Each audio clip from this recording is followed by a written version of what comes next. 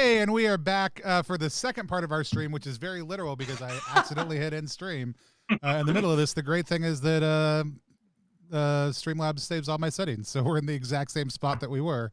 But if you were watching on Facebook or YouTube, you're very confused. If you're watching on Twitch, you're fine. You're good.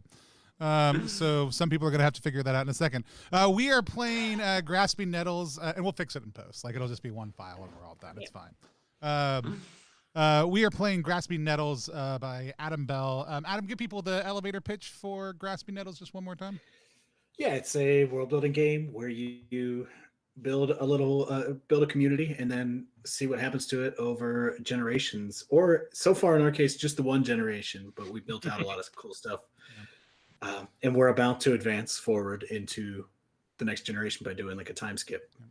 Out of curiosity, like, I know we were like going over the rules and stuff in intros at the very beginning. Was that like a pretty standard length of first generation first play, or did we go extra long because we're just goofballs? It's hard to say. This is the first time I've played with the way that it's structured right now, because previously there was like a pre-first generation where it was a lot more freeform. So I don't know. Awesome. We're breaking new ground here on Worldbuilding Content stream. Just real quick, Jeremy, if people want to find you online, where do they find you? At JeremyGage5 on Twitter. Awesome. Kelly, if people want to find you online, where do they find you? At the Mind Right, also on Twitter. I don't do any of that Instagram shit. Because I don't know how to, and I'm really dumb. And people who can do it well are smart. I'm at Tony Vicinda across all platforms. We're at +1EXP on everything. We just want to support indie tabletop creators through review, preview, and actual play content. And so we're excited to be playing Adam's game tonight. World building games are my jam, and I'm super enjoying Grasping Nettles so far, and can't wait to back it when it comes up on Kickstarter in a couple weeks. Oh yeah, February 1st. February 1st. Whenever that is. Next Monday, I think. Next Monday. So, I don't know. January is quickly deleting itself. Right. So I mean, it's still 2020, right? I lost all track of time. So, yeah. Cool. So yeah, we're at our first generation advancement. So what do we do? Yeah, let me grab my computer. So when all three faction markers have landed comfortably on the generation advanced space, we'll perform a time skip. Here we'll take turns addressing the various active note cards on the table and determining what happens to them as time passes. There are several steps to go through in doing this. So first, we determine if this is going to be the final generation of our session, and if it was, we would determine if it's the final generation of our game. Or if we'll come back, and then just keep that in mind for the rest. So if we weren't going to explore anything else, maybe we would be a little bit more pushy about stuff. So then everyone is going to take turns addressing all the index cards on the table that are still active. On your turn, you just choose a note card and think about how it's changed. I'll paste a screenshot of the page that explains like what to think about, just for your reference, but basically like what happens to it. And then if your description indicates changes that happen to other cards, that's fine. Much of the world is interconnected. So it makes sense that several things will be affected by one change. If we were playing at a table, you would like flip over the cards that we addressed. I actually forgot to think about what we would do in Miro for that. But to indicate like, okay, we've already addressed this one, so we don't have to, so we don't duplicate effort. We can draw stuff with the pen. Oh, that's true. We can also create like just a graveyard area too on the board, you know. By the way, if you just are rejoining us, I accidentally hit a wrong button like a dum-dum. I've never done it before. I'll probably do it again at some point in the future, but it's not a very common occurrence. This means our stream got split into 2 streams. So I drew a happy face and I don't know how to get rid of it. Star. So that's where I'm at. Here, I'll just put this star on things. Ooh. I'll nice. duplicate it. Yeah. And then I'll struggle to delete them all once we're done. So whose turn was it?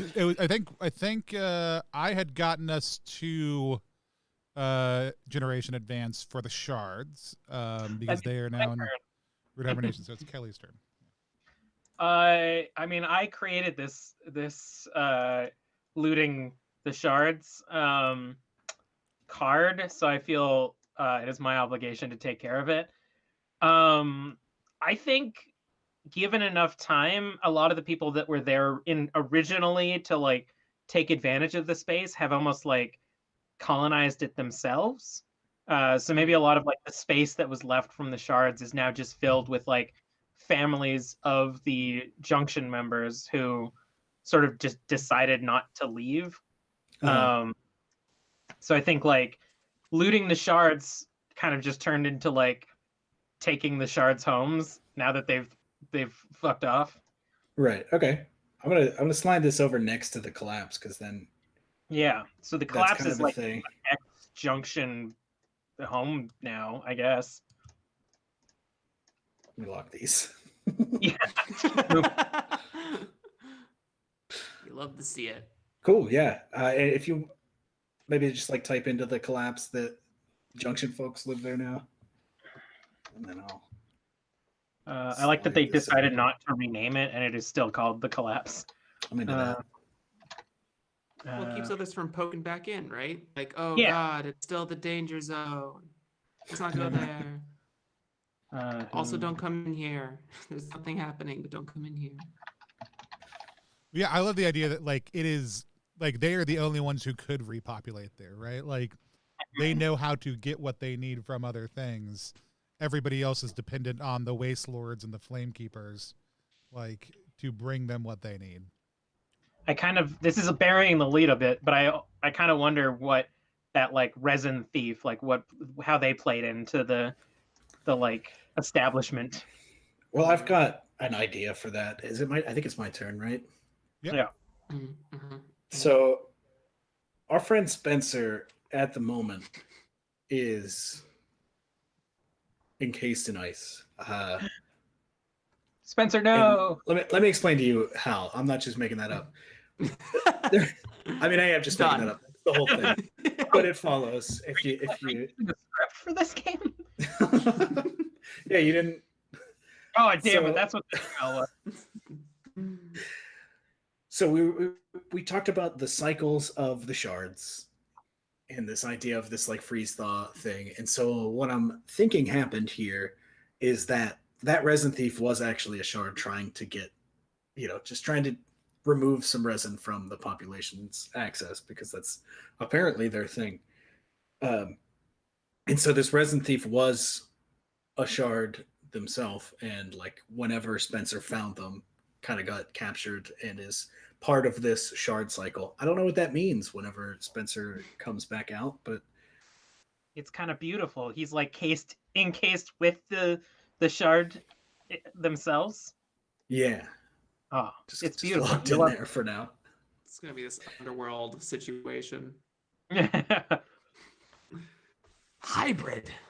Spencer comes back just like brimming with ice powers. Mm-mm-mm-mm.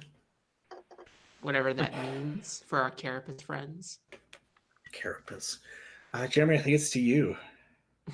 So with the Carapace, where's the Carapace card? Yeah. Yeah, I think as generations shift, I don't want to touch the flame harvesters because they just do the darn thing. I think that do we have a journey? Was there a journey event? No. Now you embodied wanted the to talk- spirit of journey. Listen, Yeah. I wanted to basically touch base that with it wasn't a wholly successful event, right? Because we talked about how the shards have gone dormant in this generational gap, which means some effect that the transition of the shards going from one dome to an up to the other went awry in some fashion. So there are also regular humans, quote unquote, in there as well that probably have suffered not a similar fate, but a worse off fate in addition to whatever troubles there were. I don't know if there's like what dangers are in the environment, but basically my thing was to think about how there is now like a remembrance day for the collapse to some effect or something like that. And I think that it is sort of, I mean, we don't have another faction that was guiding them as per se. Maybe there is a unit that comes in this next generation, but sort of like a black mark on the Flame Harvesters history. You know, the day of the collapse is bad for us because the journey went AWOL. I don't know what car. I guess it is now actually in the flame. I said no Flame Harvesters, and I said all the Flame Harvesters. But yeah, that's So is this that's like my ish. okay? So it's like basically the collapse and then the subsequent like the shards moving to a new spot is just this big kind of tragic moment. Yeah, yeah. For both Is it- shard and humankind. Right? Is it people realizing what the shards are for the first time? Because they Oh, they used to shoot. be in their own little dome, Mm. and now that they've like taken over this other one, this cycle that maybe previously was hidden from the public eye is. Ooh, because it was faster. So yeah, it could have been like, we've got a special shard thing we do for a week, right? Right. And and now it's not a week anymore, and a bunch of people are trapped in there. Right. I like the fact of people knowing maybe that they were something other, but not having an idea that they were just full on aliens. It's super interesting. A shadow figurehead sort of thing. Yeah. Well, I'm gonna do Flame Harvester of the collapse very seriously, and are still making or what is it called when you're trying to reconcile something? I guess the word is reconcile. Yeah, that sounds about That's right. not my brain. Yeah. Reconcile with the event to this day. And that's for that little bit right there. Excellent. I'm gonna also modify a faction. The Waste Lords had kind of fallen in the background because of all the kind of problems. The shards had stepped in and kind of taken on this logistics role and this PR role and trying to find things. But now all the shards have been put into hibernation, and the Waste Lords, without a whole lot of stressing, they just try to drop the word waste from their titles, and they just basically like this is they basically with they kind of assert themselves like, you know, the shards obviously were working with us at the end. They trusted us. They want us to continue to carry things forward in their absence, and the small number of shards who were able to kind of stay out of long-term hibernation because they still had access to equipment. Like there's such a small number of them, and that they kind of just go with it. So they even have a few figurehead shards who are kind of accompanying them in this process, and so they just become the lords. They start calling themselves. Ooh. Power vacuum. The Lords. I almost imagine like the shards sleep is like the opposite of cryo freeze. Like it's warm when they're in like a brief period. I don't know. It's like they're being awake as a dream state rather than cryo freeze as a dream state. Ooh, maybe they're a hive mind when they're iced. Shoot. I mean, life's great, man. Yeah. We're playing Through Old Hands Door Volume 3, which is this awesome zine on Saturday. And Ben Lawrence, he just sent us all this stuff for their thing. It's all just like amazing, phenomenal dream stuff that like the cleric and the wizard stuff that he's modified out do. It's gonna be killer. I'm super excited. I'm gonna do so, kind of following that like Black Mark and the Flame Harvesters thing that you were talking about. I almost see that as like a turning point for them. Like maybe they use that as almost like a AD kind of phenomenon. So I think the Kindle, plural, have almost become sort of like pseudo like places of worship. Where like the Flame Harvesters are still kind of going about their business and like working for the community and stuff, but people almost now come for like to like worship them while they're just sort of vibing. So Normal. like larger communities have formed around the Kindle, and they've sort of become pinnacles in their community.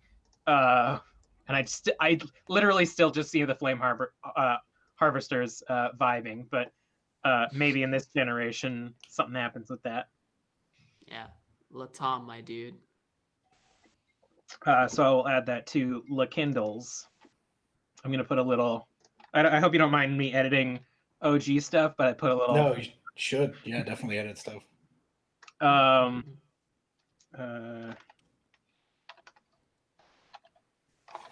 This is a living document. Within their various communities. Oh, here's one. Mm. We and then the tunnels collapsed. What if that's where the shard situation is happening? Just like right in it. Just in the collapse? Not the collapse, like the junction being like the place where all like most of the tunnels connect to. Is that? I mean, I'm not walking back anything there, am I? No, I don't think so. Really what the junction functioned as. So it's just currently covered in frozen shards. I also love spike that because bomb. it means if that's the place where most people crossed over, interacted, it means the maximum amount of people caught in cryostasis with the shards, like in this central space.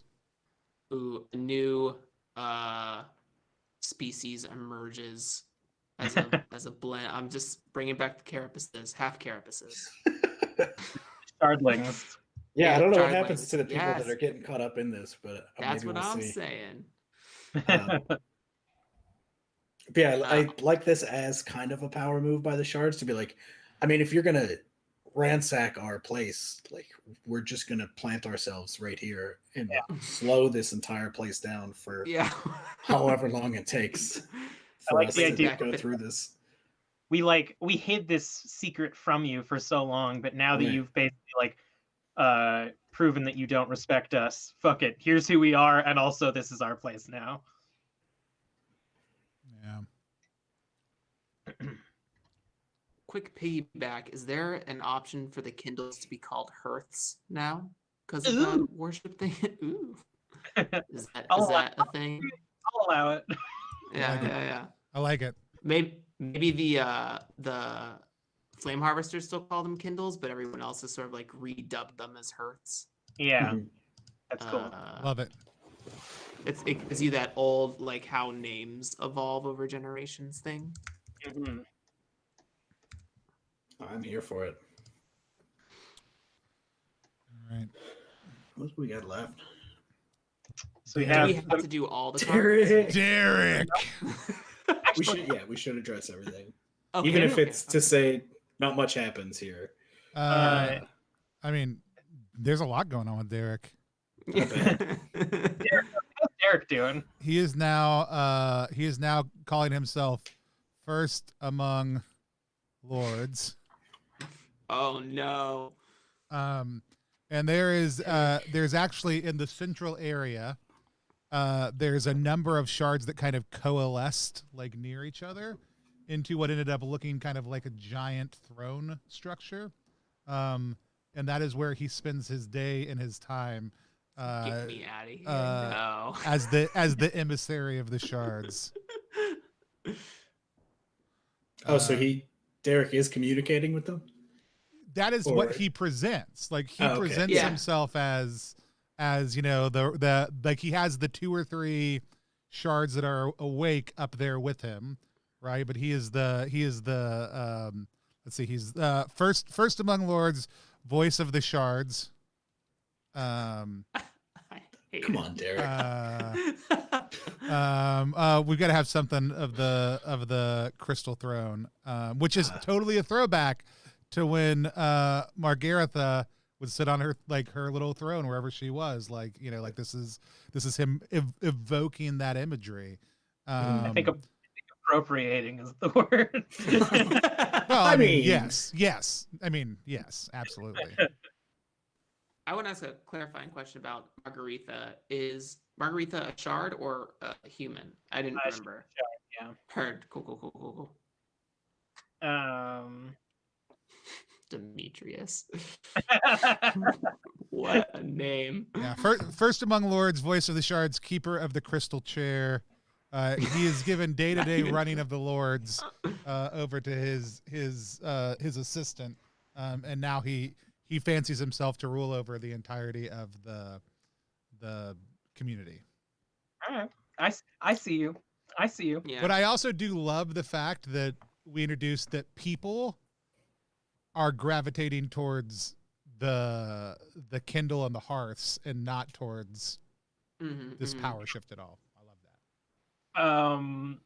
I'm gonna go ahead over to my boys, the Junction, and I'm gonna say that with so many of them fractured because of the collapse, their like primary like central organization is now just dedicated to unravel and expose Derek for the charlatan that he is.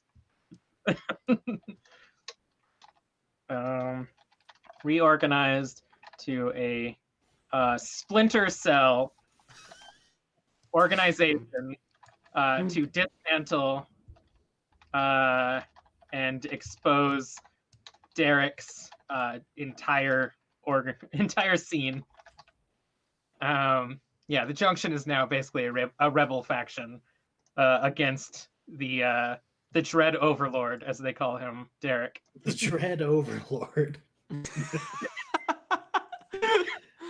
Look, the Junction aren't wrong, but they are a little bit dramatic. Yeah. Well, that's how they get people, is to be dramatic. Spin it up. We will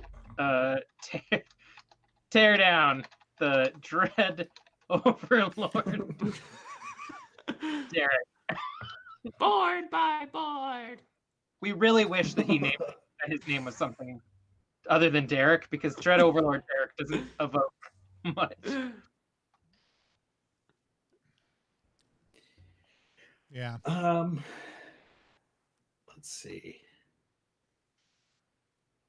What do we got left? We've got. We've got. The melting, but do we need to close that off?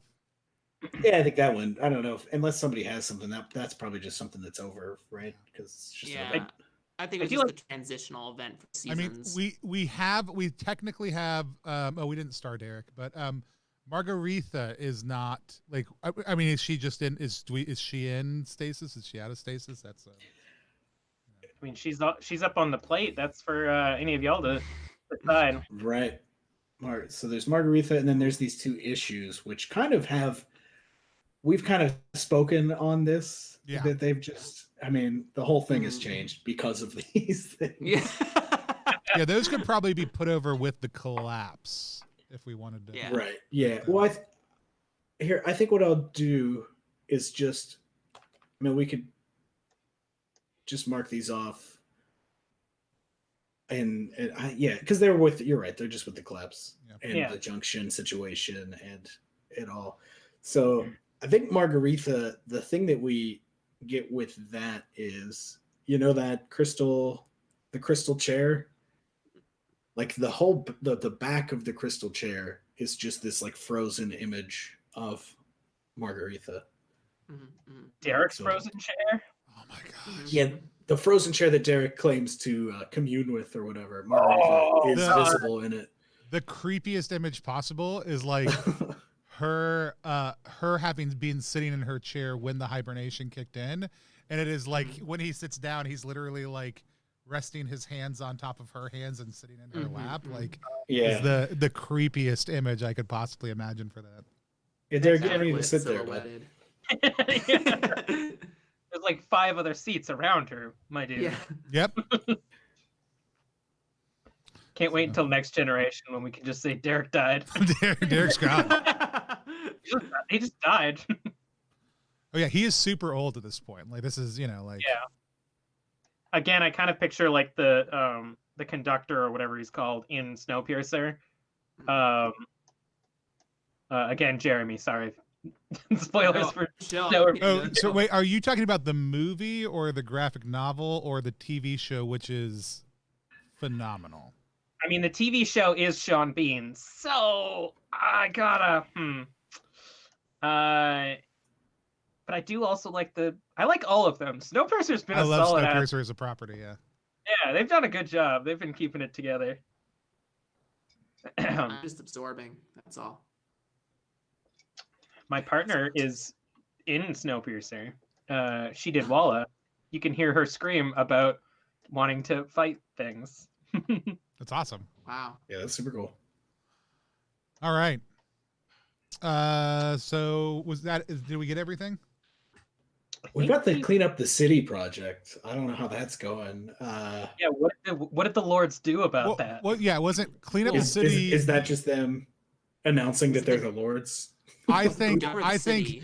think they rolled clean up the city into like whip everyone into shape. Like it is it is now like more than a sanitation initiative. It is a way of life initiative.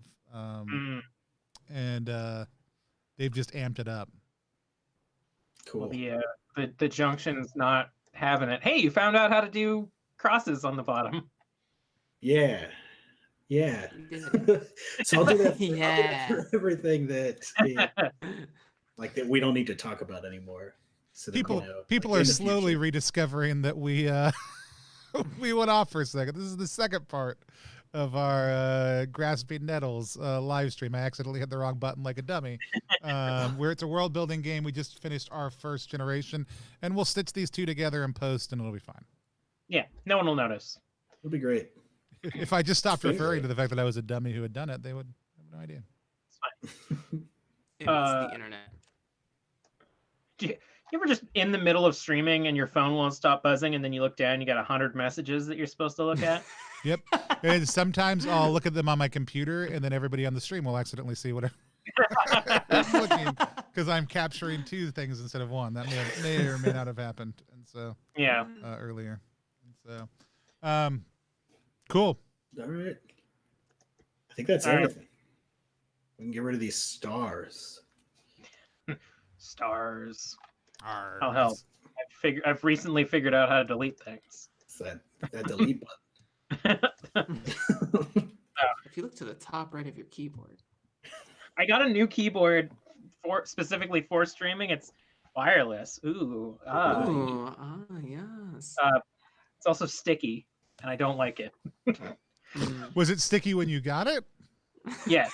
But I got a new keyboard. I mean, I went into my mom's basement and took one of her keyboards. Your mom's sticky basement keyboards. Ugh. And so, I think it's just, dust and the seasons, that marimba. Chocolate. that background. fireman season.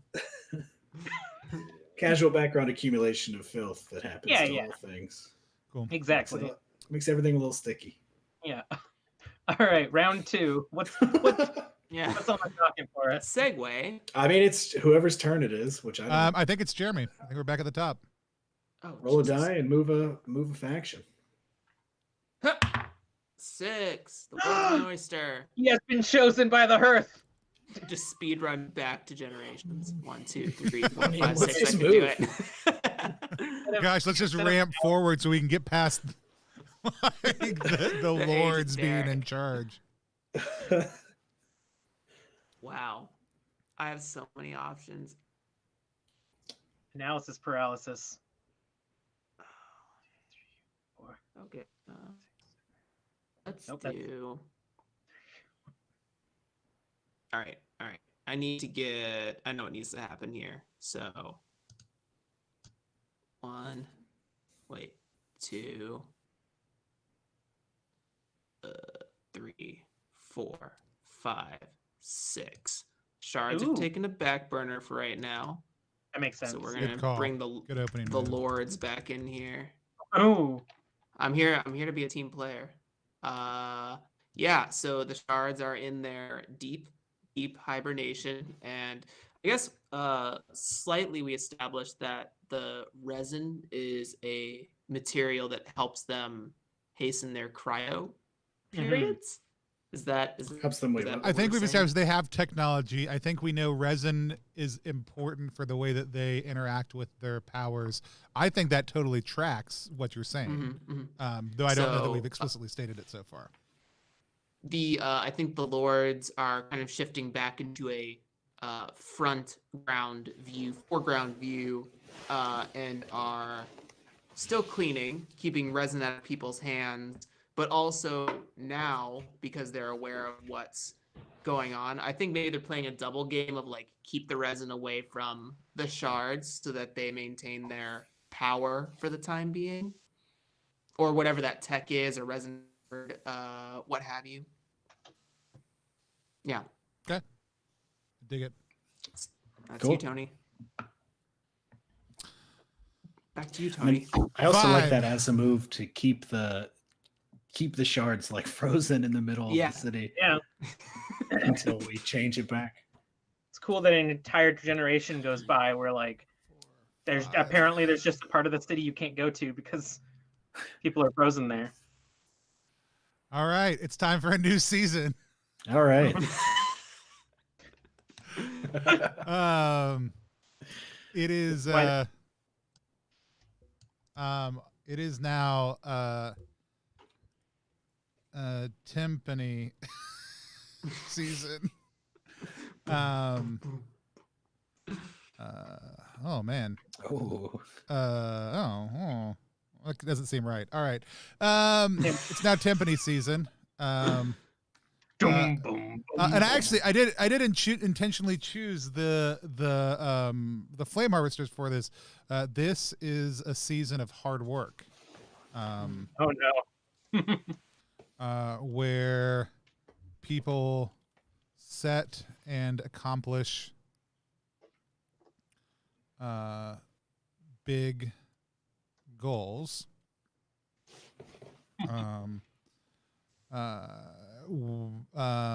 And ideas are moved forward.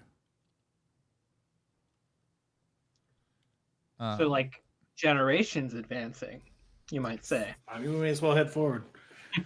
Speed run, here we go. 100% clear all bosses. Yeah, when do we get to the first boss, Adam? That's my Yeah. it's point for the game is when are the boss? No Yeah. boss When do fights. I What the heck? when how do I much roll to hit? XP before I level up? Yeah.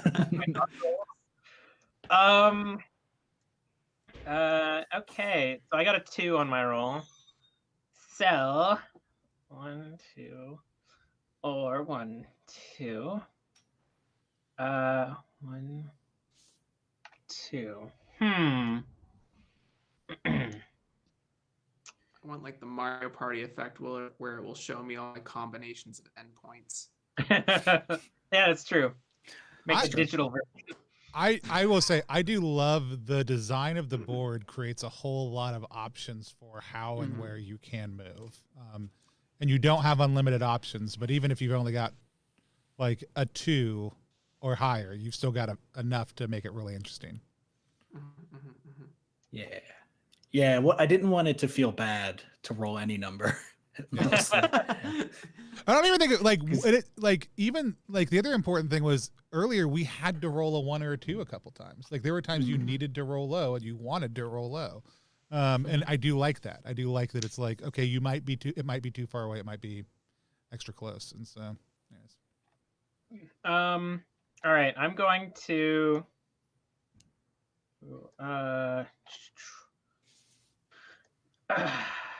I'm going to move 1, 2.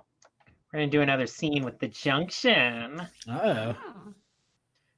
So I think, I feel personally like I have 2 options. Either it's the splinter cell that's going after Derek, or it's the new X Junction people who live in the collapse, a name for which we have not given. I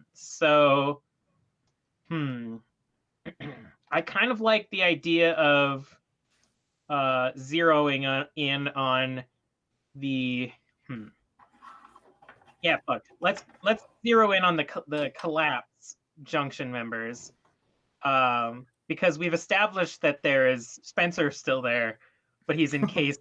he's tracked down this shard member. Perhaps the X junction members have found and discovered the technology that the shards use to speed up their chrysalis forms, and are now trying to harness it and use it to get Spencer out of his sort of frozen state. So Spencer's going to be a canvas in his frozen state. Does someone want to decide what the people who are harnessing this technology, I guess, going to be?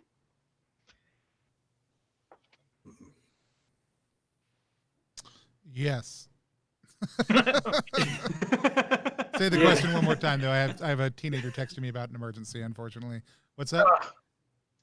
So we're in the collapse where the X junction members have basically found the technology that the shard used to get themselves to speed up their chrysalis form, and they're trying to retrofit it to get Spencer, our hero of the Flame Wardens, out of his state. So I think a group of junction scientists, these ex-drug runner scientists, have basically pieced together a bunch of this technology that they found around Spencer's prison, for lack of a better word. And they're sort of they're hoping for the best, that when they press this big red button, that Spencer doesn't blow up. Yeah, but we established Spencer is in the one with the shard that stole all the resin. So yes, yeah, that's all in that same chrysalis, right? Yeah. Well, so it sounds like maybe the main chrysalis is in the junction, but perhaps this one, because of Spencer's interference, this one didn't make it there, and so now they are still in the collapse. But the crystallization occurred early, and that's where Spencer is. So now there's these junction the group, not junction the location, scientists trying to do we think it would work? Do you think they did it? Do you think the technology yeah, hell yeah.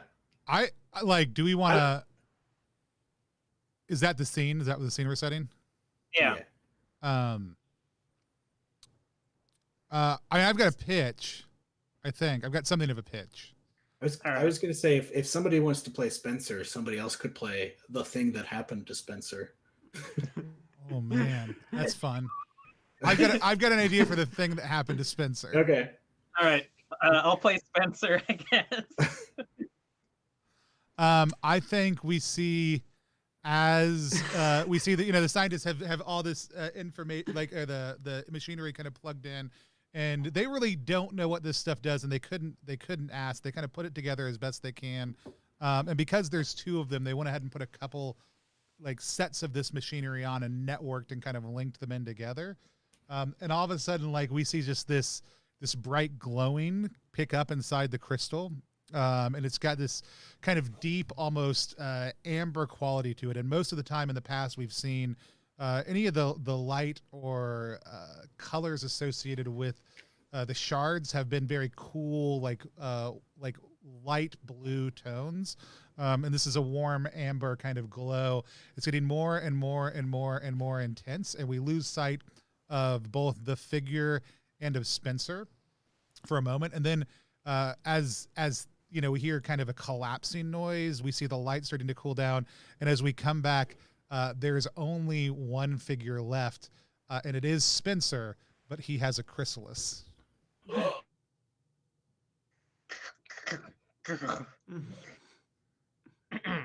What's my motivation? I can't tell if Adam froze or if he's just literally in that. No, he definitely froze. That's great. What a perfect place to freeze. Trying to screen cap it before he's no longer froze. Hold on. All right, I got it. See, What a great social media image. He's so impressed by the way that we're playing his game. Look at that. Like he's I love it. I'm gonna pop up Discord real quick. I mean, Spencer is truly a man out of time now because to him, the lords still have waste in their name. He still calls them Kindles. The Junction are a drug runner crew and not a Splinter Cell organization that is trying to take down the evil Dreadlord Derek. So I think like he's gonna have to get up to speed with what's going on. But to me, Spencer seemed like an altruistic figure. Might use because Derek's whole deal is that here's another Adam. Hi. Hey, Double Adam. Destroy this. My internet broke. we broke the internet. You heard it here first, folks. I don't know what that's all about, but Check your yeah. stocks. Well, you'll be glad to Goodness. know. You'll be glad to know that for posterity, you had the most shocked look on your face as it happened, and I definitely managed to screen cap it. Let's see. I've just uploaded it to you on the Brain Trust Discord, or in a message to you on Discord rather. So you can enjoy that later. I see it. I was just frozen like that for a bit. Like at first we just thought you were having a really intense reaction to the narrative. But then we're like, wait, no. He is also like Spencer and the shards. He is also frozen. Full circle. So I was kind of saying, I was going to say like Derek claims to be a speaker for the shards, but we now have this like altruistic ex flame warden or flame keeper, flame harvester, who is now literally used a shard. So he, above all else, should be a speaker for the shards. But our biggest issue right now is he's a man at a time. He doesn't know the current politics, but also he's trapped in the collapse because the cave doesn't function anymore. So I think we can probably end the scene with Spencer like being brought up to speed and devising a plan on how he can get to the Dread Overlord Derek. Oh my god. You sort of step in at the last minute and be like, I am the speaker of the shards, as you can see from my various chrysalists. Ooh. Cool. Ooh, Spencer can hive mind while awake. That'd be dope. Ooh. Yeah. Literally the voice. Like he can literally talk to the shards now that he is part shard while they are hibernated. I dig It it. absolutely sounds like Water Glass playing. Mm-hmm. But who's gonna believe this old man who's stuck at a time? Classic timpani season. Every time. Let's update Spencer. Yeah. This happens every generation. There's a timpani season. Every timpani. Oh I don't shoot. know how to spell chrysalis, but we're gonna chrysalis. I think it's CHRY Solace. You'll get it. Do you remember last My, timpani season? Do you remember My Justin? goal now is to actually just create as the most seasons possible so that anybody who plays this game in the future has to live up to the expectation of how many seasons I created in one game. Right, when they come to watch this, to be like, how do you play this? Like, oh, you Well, just make weird music seasons? That's all this game is? So, I rolled a big 6. nice. It's my time to shine. You are Spencer. You critted. Which is distressing because that means I can do anything with anybody. Spencer dies. Spencer doesn't make it. Spencer too, the Spencering.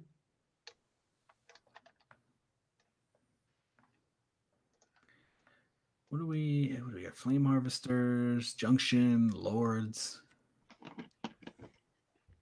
I'm gonna take the lords. Let's see if I can get there. 1, 2, 3. Yeah. I'm gonna go 1, 2, 3, 4, 5, 6. I'm gonna add a faction. Ooh, Yes. It's going to Praise. be dispensers. the reason this okay. The reason this relates to the lords is it's gonna be a growing section of society that is like rejecting the rule of the lords, Hell yeah. and also at the same time, at the same time, like kind of building up this shard situation to like the big pile of ice people that are just stuck in the middle of the city as like something bigger than they are, like because this is going to be probably a lot of younger people that don't necessarily remember that the shards were just the asshole rich people that took all the good stuff for themselves. So this is going to be, damn, I had a name for it a minute ago. I think just the followers of the the followers of the Frozen. Ooh. And so they kind of like show up in the junction maybe at a certain time every week to like give tribute to this big pile and try to talk. They all want to talk to Spencer. They all want to be like, oh, what's going on? Or do you mean Derek? Nobody wants to talk to Derek.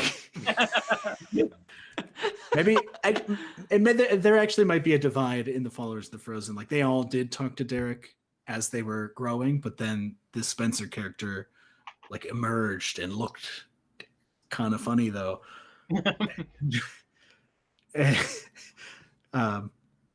Yeah, so that's the idea.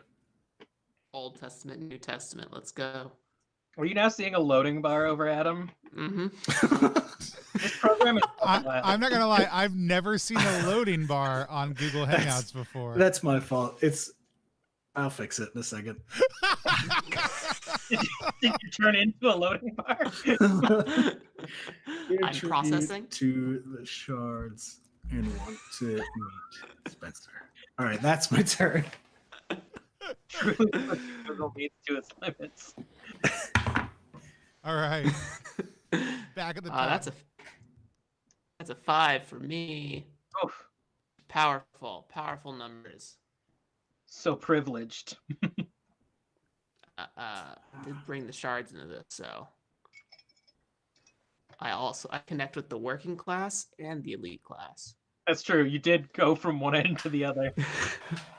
I am chaos incarnate. Let's see, 5. Let's see. What's interesting here? Okay. Just end to the junction again. Ooh, 1, 2. Wait, 1, 2, 3. Nope. 1, 2, 3. Great. Okay. Lords, come with me, please. 1, 2, 3, 4, 5. We're gonna add an issue. Because society needs issues. Oh, what color is issues? Blue stuff. There's like a more options button also too. That I was just like, what options do I have? Is that coming from me? I've never seen it before and I can't click on it, so I'm gonna guess it is coming from you. What? That's weird. I'm just not even gonna think about it. It's gone now. Okay. I found the button in Miro to do emojis. I'm sorry. Oh no, we abandoned ship.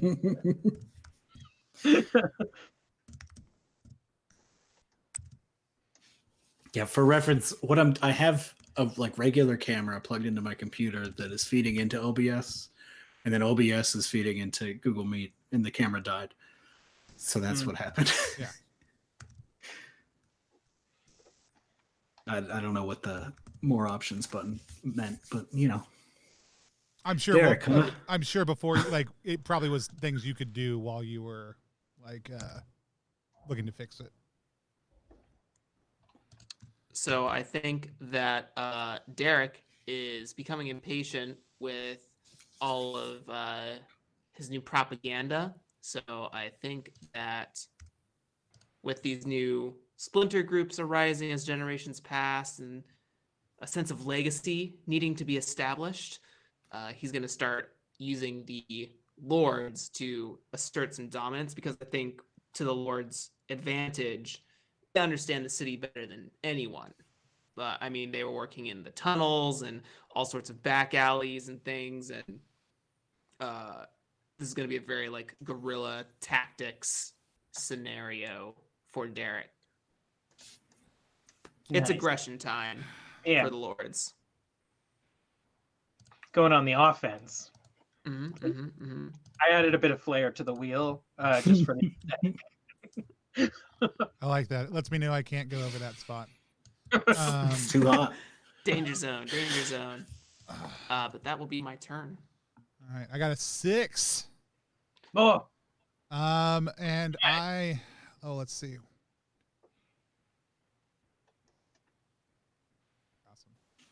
Awesome. I'm gonna take the flame harvesters again. 1, 2, 3, 4, 5, 6. I want to glimpse elsewhere. I thought you were. I actually juked us out. I thought you were going forward.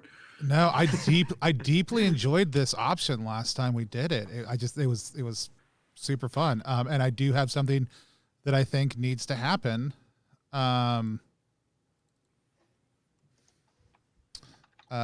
Spencer. Well, okay. This is not Spencer, but I think this is a vision Spencer has. I think in meta narrative, like we're talking about it, but whatever it is, within the narrative, I think Spencer has been having this vision ever since he came out of hibernation. Okay. There is a rising wall of resin with forms pulling out of it. I think we see like arms and vague body like shapes and other things kind of pulling out of this giant like rising wall of resin that he sees kind of in the distance, far away from the city, but moving towards it. And so I guess, do I need to title this? I mean, I think that's prophecy, the vision. So who goes next to add a sentence? Is that Kelly. Yeah. Oh shit. We are actually right now in reverse and counterclockwise rotation as far as the order we go. You have to unselect it, Tony. There we go. How good? The resin rises. There's a rising wall of resin forms pulling out of it. Interesting.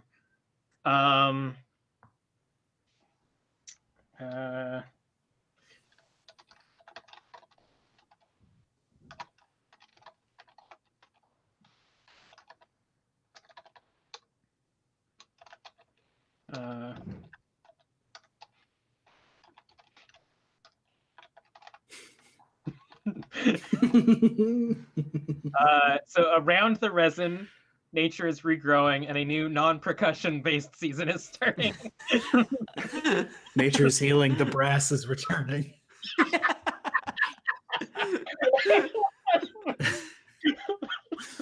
Let the age of the horn be announced. I can't wait for string season. Let's see. Gotta get that string body. Oh. I already have a plan, and you're not going to like it. So you got to get there before me. I mean, only one player is allowed to do seasons. Yeah, That's not a real rule, but It's not. it that's can. what's happening. I don't even actually want it to be a rule. But If I roll a 2 or a 3, oh, how the seasons have changed.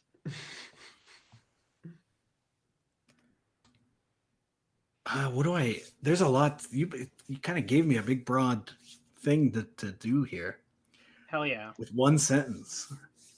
I'll go with my gut, which is for the first time in probably anybody's life, the sun is visible on the horizon. Wow. This and resonates. if you think we gave you a lot, like this comes from burst forth upon the city to stop the spread of resin. Like that's where I'm pulling this from. This makes sense now why the shards wanted to get rid of it, because it's essentially destroying their favorite habitat if there's too much of it. Into it. But Fire here's the giants. Actually, I want to change that instead of the sun, because we can deal with the sun later. It does or doesn't exist. Who knows? But for the first, shut up about the sun. I want to pull it back a little bit and just say, like, for the first time, somewhere in the world that people can get to is ambient warmth. Like people can be outside of the domes and like feel warmth, which is never. Oh. I now see a mouse on your face, and again, just the strangest things are happening with your camera. You gotta try and see if you can get a nostril right over that thing. Let me type this out. multitask. Like I'm half expecting Adam to just go rotoscope in a second. I'll wait till you see the Kickstarter video that'll happen for this. For the first time in history, ambient warmth is felt outside the domes. I'm out. I'm done. Shoot.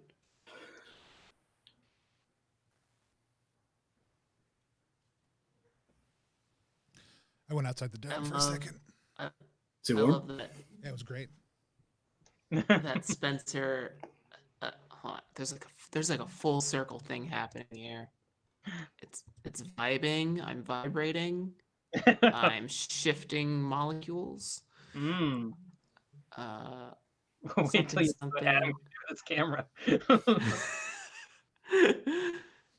There's something here about flame harvesters, hurts, this new like pseudo religion thing that's happening, this ambient warm, Spencer being a flame harvester, Age of Frost is over. It is the new season to come upon us. The Age of the Horn. There really is some implications here, because like would Spencer, like if Spencer allowed this vision to happen, he would probably die because he is now part shard. Oh shoot. But it is better for everybody else. I mean, except for the shards, but you know, we don't like the shards. I think Spencer's like a heat bomb. Like I think something about Spencer will be the final catalyst. Is that what that's called? Ooh. For the warming. Dang it, it auto-corrected. If you capitalize it, it's canon. It's on the Oh, wiki. shit, it's canon now. The warming. Great. The warming. Warming. Heck. Which sounds super poetic and shard, like it's, you know, in the original shard tongue has a deeply poetic quality to it. Yeah. I love It's it. like the first writers for Destiny 2. That was just my move, right? So it's Jeremy. It's actually right back to you. Oh. Wait, no, sorry, no, it's Hey, Kelly. no. Kelly. Sorry. Yeah. Counterclockwise. That's a solid hard working 4 right there. So Yeah. That's the flame harvester of dice rolls right there. I can bring people's number. I can bring the flame harvesters to Seasons Change and tear down the reign of Tony. They brought the timpani season in. It's their type of season. I don't know why they would want to see it end, but you do you. 1, 2, 3, 4. That's the. I think you can get pretty much anybody to seasons change. No, you can't. We tried hard. With that attitude, absolutely. You can't get the lords there. They don't want the season to change. They're happy where it is. I mean, I think the Junction's gonna make a move. 1, 2, 3, 4. Or Issues. yeah. Those junctions always collapse in tunnels and doing stuff to intensify situations.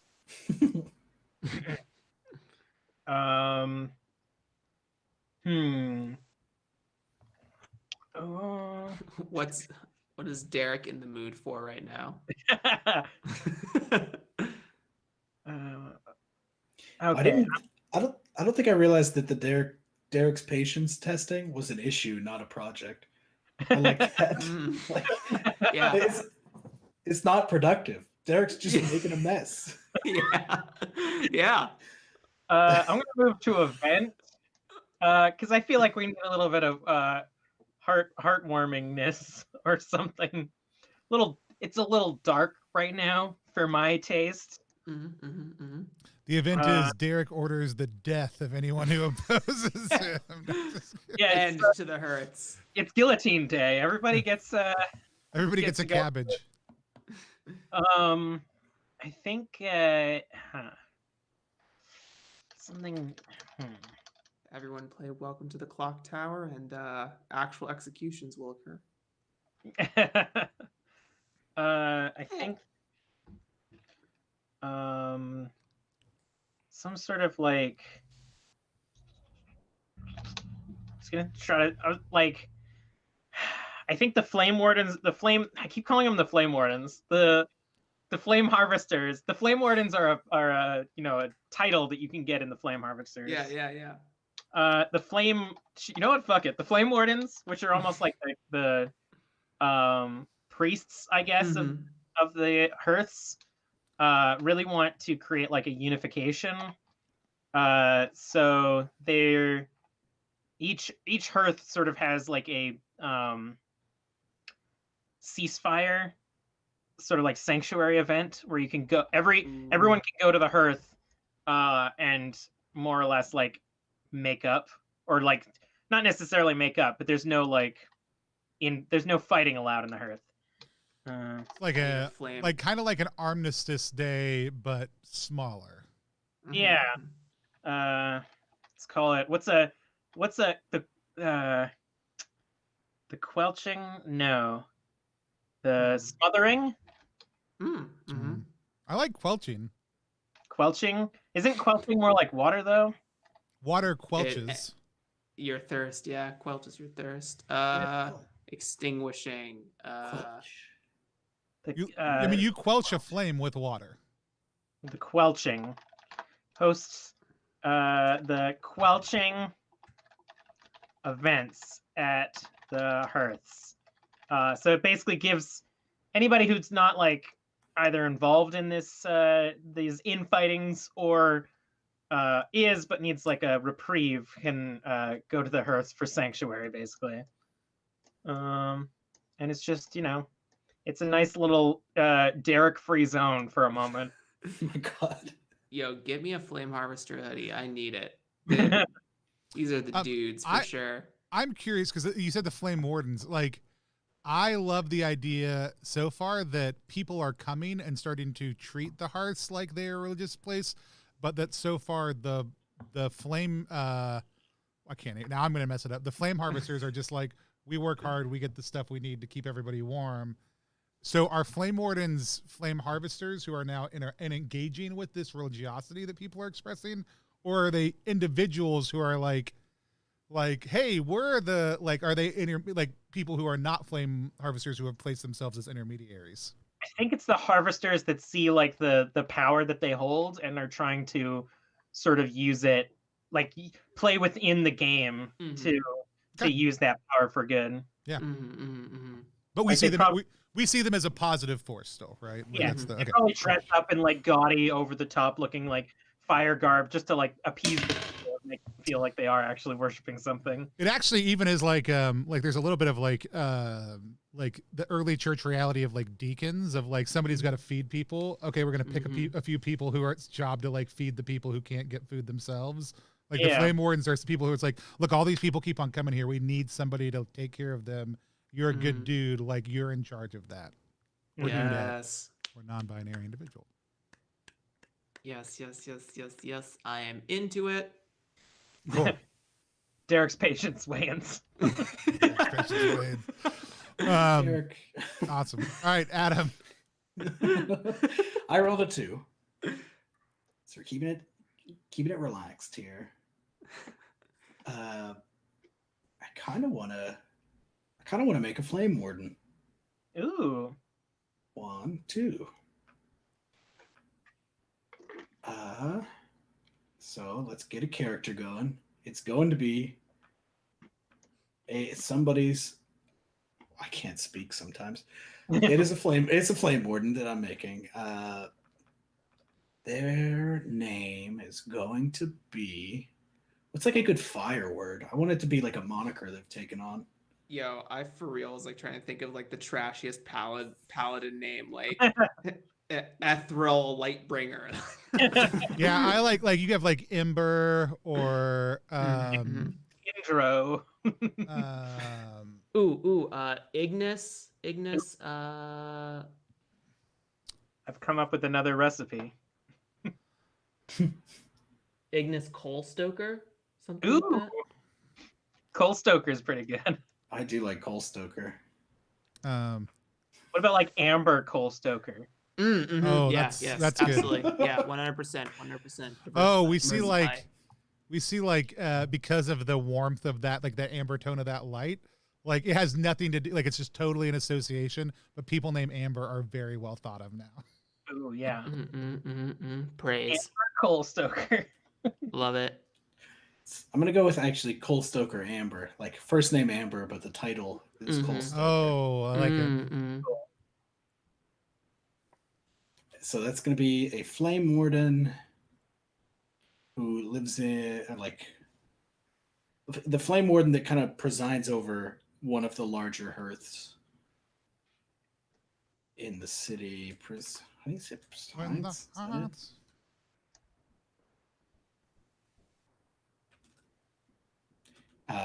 And they are building.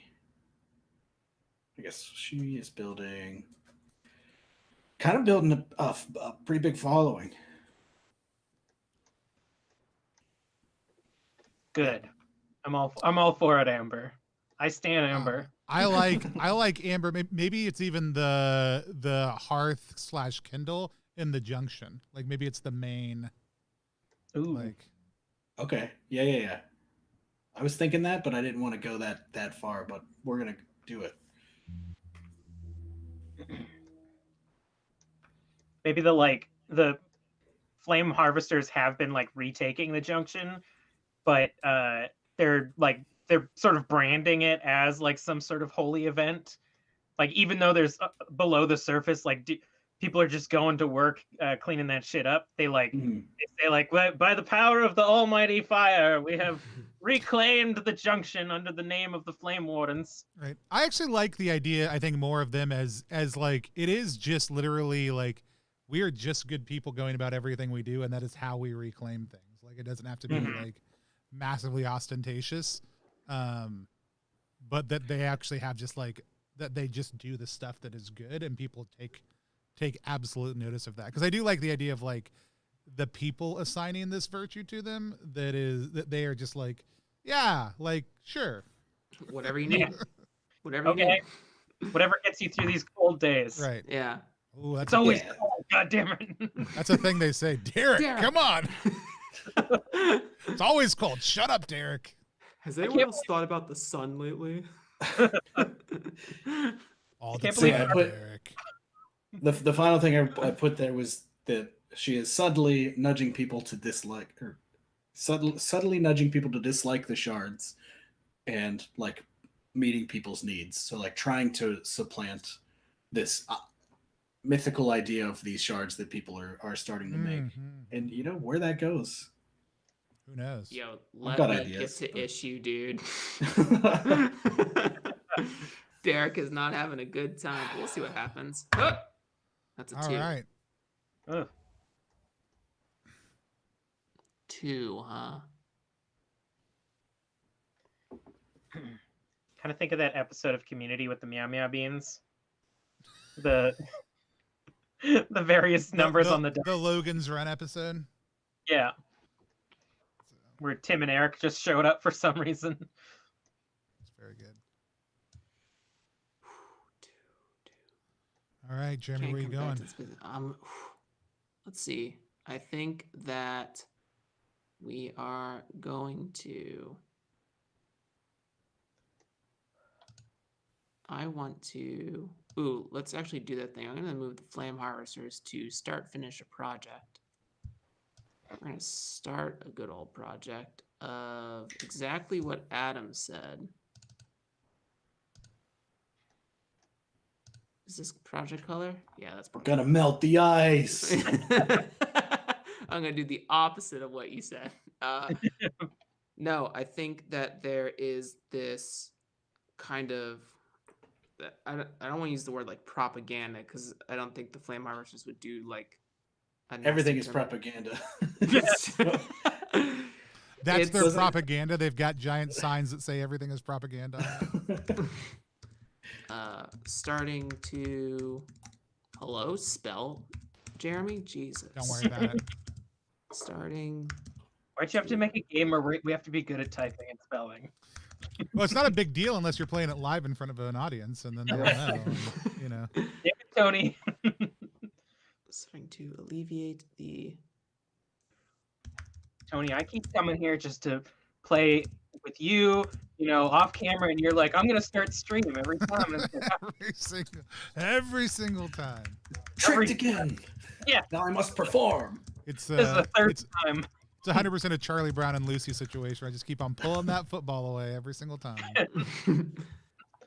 Yeah, so starting to alleviate the pressures of the lords, specifically Derek's aggression. Derek, voice of the chair. We gotta put a silence to this guy. One day he was like, man, what if it wasn't cold? And everybody's been against him since. I think they just are doing sort of a defensive maneuver in like piggybacking off of what Adam said to sort of stonewall, like, sorry, the people are just not into what you're about, and we are for the people, not for the Derek. So chill, bro. Ha, Okay, so ice they- theme, get it? So they're meeting people's needs and then coupling that with a message of like these lords are shit. Yeah. Like be with us, which slowly over time will, give them the power required to, deal with the lords in some way. Mm-hmm, mm-hmm. Man, I'm very upset for 2 reasons. You guys know what the first one is? Uh-huh. They get seasons. I rolled a 3 and I could lie, but there's no way I can get to change season.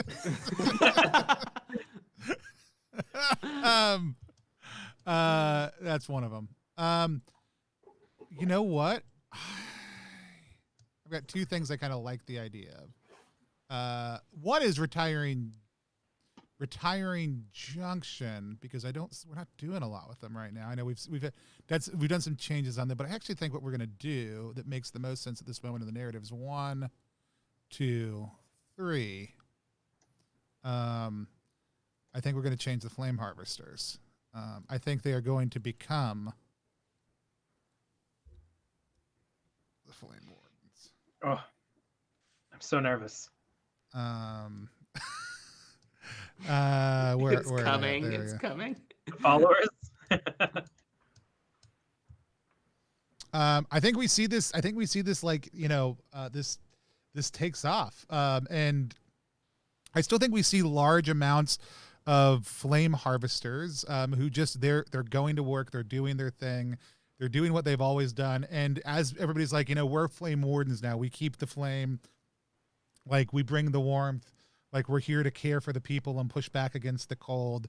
Like that's the spiritual energy that's taken on. They're like Sure, like that's. I mean, yeah, like absolutely. Like it's what they've always done. Nothing seems new, but there is this kind of new energy to it. So even those who don't necessarily consider that, still like it all like the narrative makes sense to them. And so, I'm going to edit the OG, or should I add a new one? Do we think? So is this is the This is change. Oh, so that's supposed to be remapping the piece to itself, but like, I mean, we could just, because to do technically, I mean, if we wanted to do the rules, you would have to do the add/change faction year. Okay. But what would this have done? What do I have done with this one? So that's like to remap that piece to a different faction. So we have the full. I was kind of viewing that energy. I do kind of still kind of did envision this as a new faction. Yeah. I'm cool with what you did, and just do whatever you want because I like it. Well, let me actually then let's here's what we're gonna do. I think we're gonna do that. I think we're gonna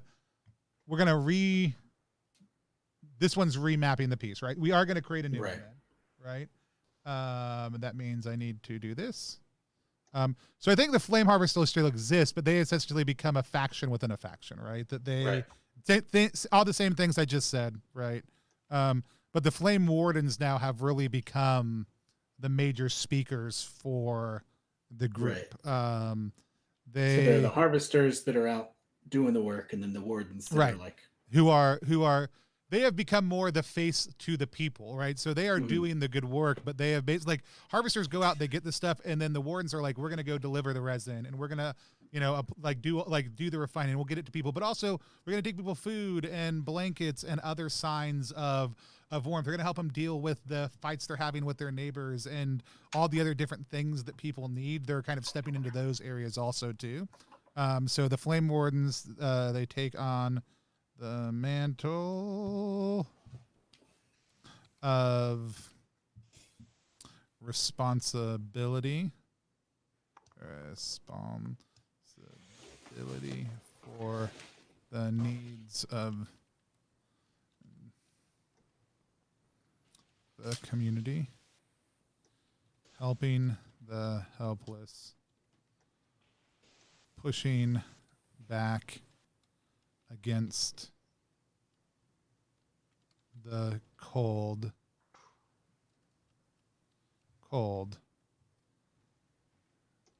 FYI, Derek is the cold. You got to capitalize cold, then it becomes canon. Capitalize it with a K. Oh no. Derek Cold. Cool. All right, that's me. Cool. I believe it's me now. I got just a 3, just a solid 3. 1.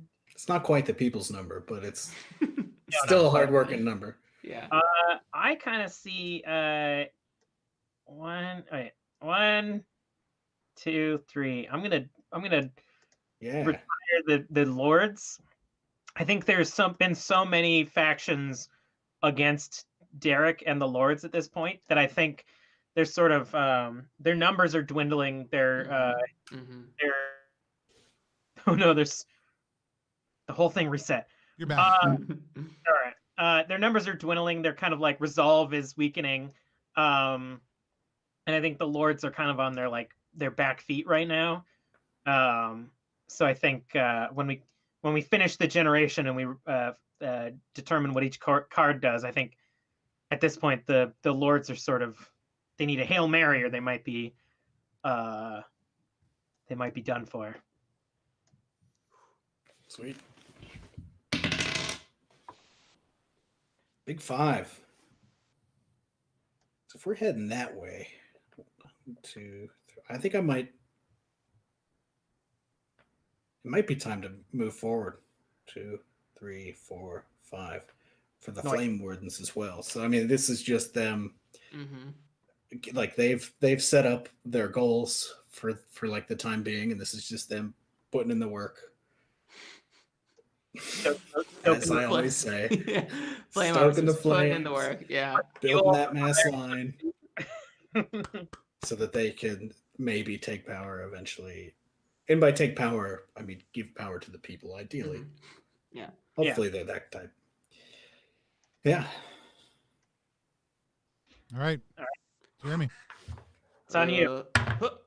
People's number 4. You could do Generation Advanced with it. Yeah, let's let her rip. I think 1, 2, 3, and cuatro. This is now a multilingual show. Yeah, I think that the junction. I think this specifically talks about that junction group that is in their own dome, sort of getting Spencer ready to come back to the home patronage. And if the next generation occurs, then it'll be something to the effect of we're playing into the events of that, the warming.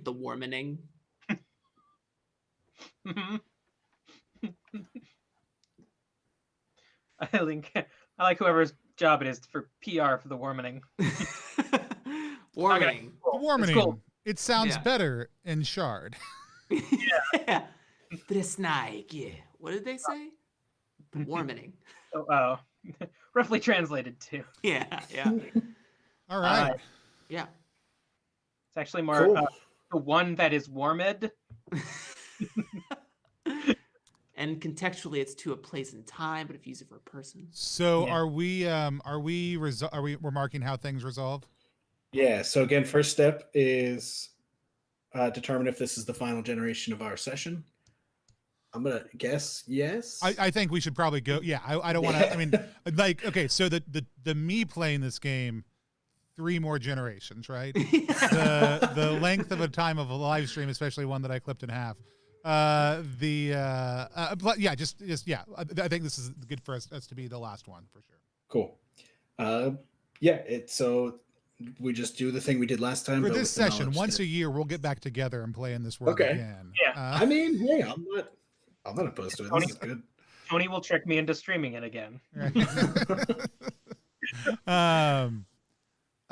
I do want to talk about when we get to the interview part because I do love that. So yeah, not tricking Kelly into streaming things, but the concept of some of these pieces. So yeah, I think this will be our last one. So how does that change things? Does it change anything right now? Just changes things in our brains. Okay. Like, keep it in mind that leaving open threads is less appealing, like because we don't have to set up for the next Right. generation that we're Right. To be continued. Still can.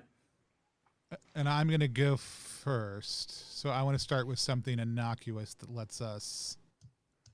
doesn't force me to make any real decisions.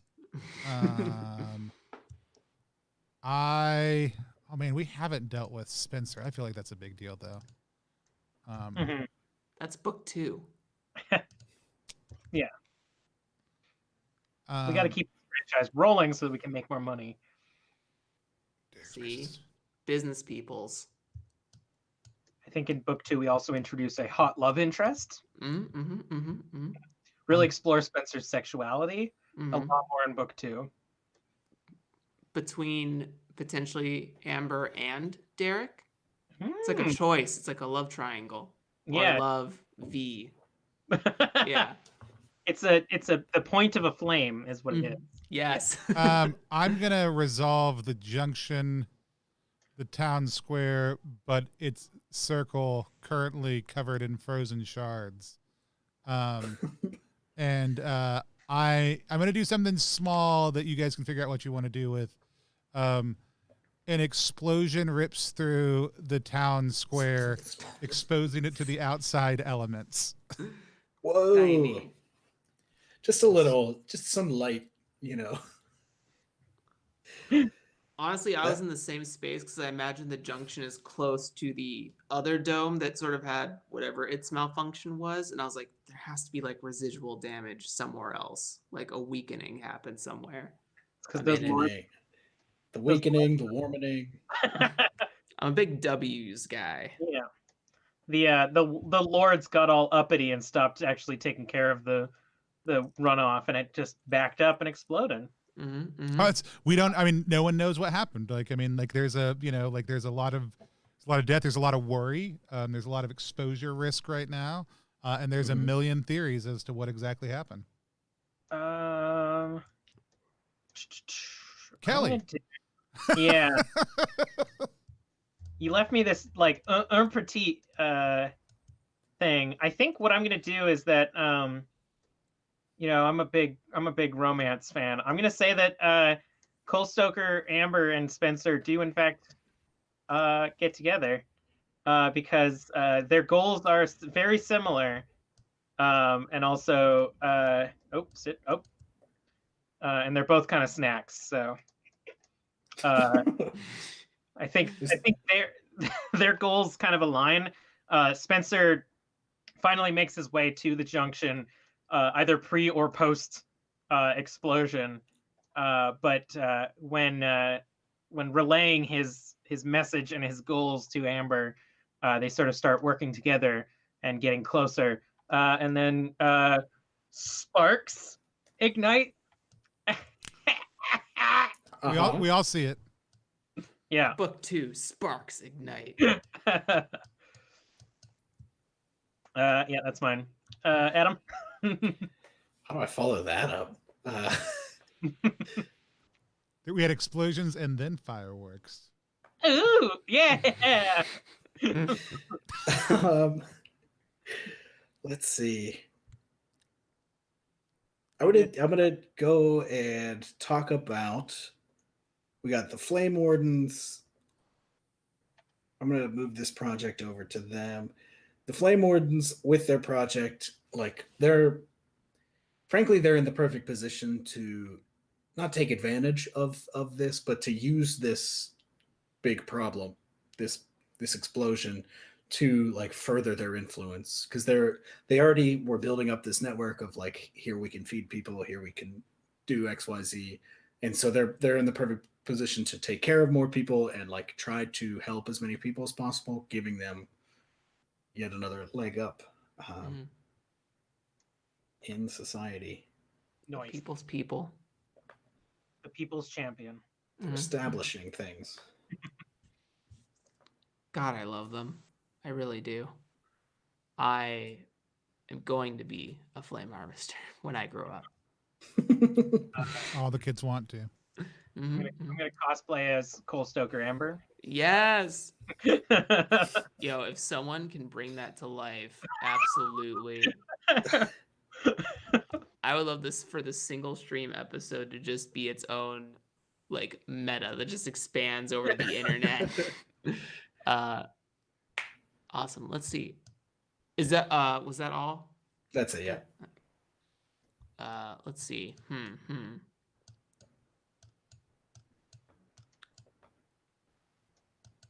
I want to cover this Followers of the Frozen.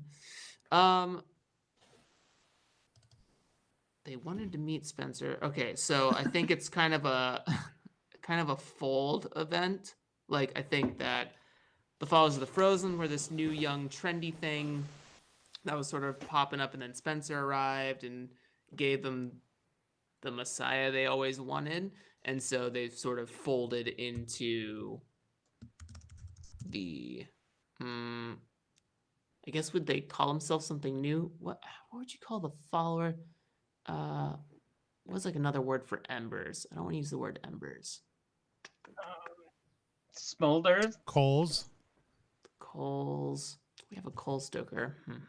But something about the Followers of the Frozen becoming, like, we're talking about how this dominance of Flame Warden Edict is sort of spreading, and I think that there's a follower name that happens here, and the Followers of the Frozen fold into that space.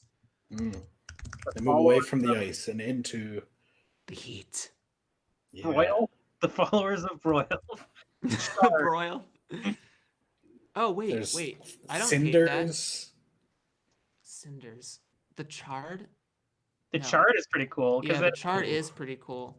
They went through like a crucible to get to where they are now. Ooh, freezer burn. They came out charred. The freezer burn.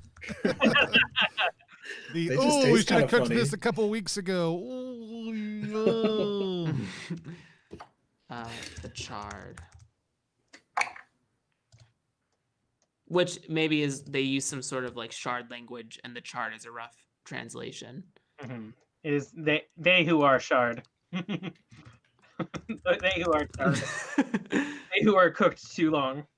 Fold it, but that'll be me. Fold it into the following of the Flame Warden Edict.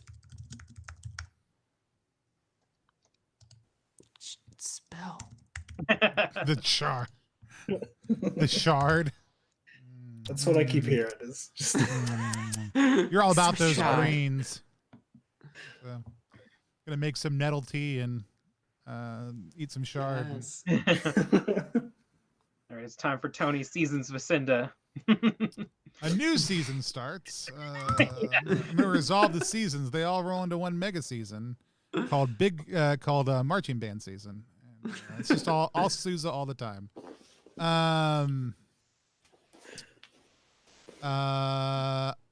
gonna resolve Derek. We knew him well.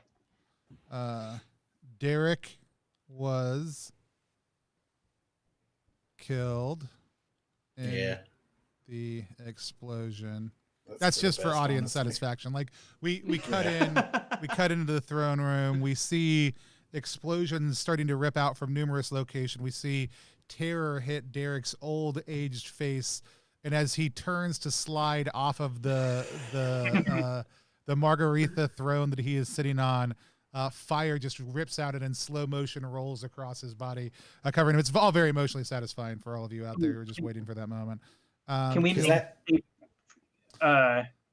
maybe staple in that Margaretha actually wakes up moments before the explosion and is like angry at Derek, and they both get engulfed in the flames, as in a Game of Thrones moment you think something else is going to happen, but then boom. If somebody else wants to narrate what happens to them, to the shards, and then bring that in, that's fine. I'm just going to focus on resolving Derek right now. So if we want to figure out what's happened to the shards as part of that process, I'm totally fine with that. But I also think no one can find his remains. And so Show me the body. like Ooh. it's seen that like this explosion obviously kills him, right? Like most people are like, yeah, like he was right in the center of one of these ruptures. He's just gone. But there are people who have other thoughts about what may have happened. Shards.